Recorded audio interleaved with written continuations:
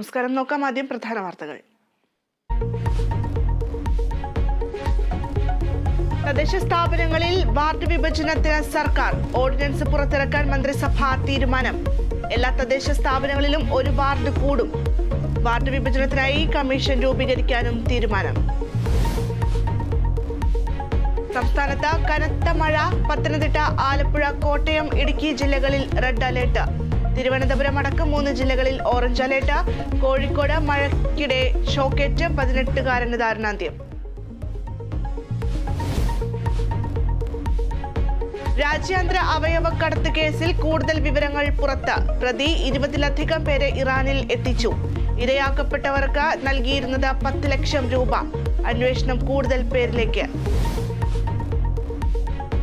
സ്വർണ്ണവില പുതിയ റെക്കോർഡിൽ. പവന് 55,000 കടന്നു. ഇന്ന് വർദ്ധിച്ചത് 400 രൂപ. 1 ഗ്രാം സ്വർണത്തിന് 6,890 രൂപ.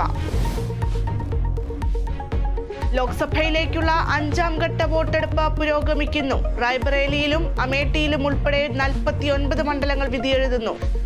ജനവിധി തേടി രാഹുൽ ഗാന്ധി, സ്മൃതി ഇറാനി, രാജ്നാഥ് സിംഗ് അടക്കമുള്ള പ്രമുഖർ.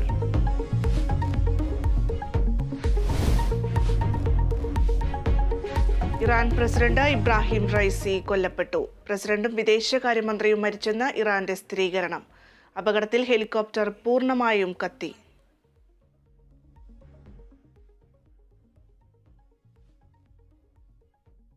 വിശദമായ വാർത്തകളിലേക്ക്.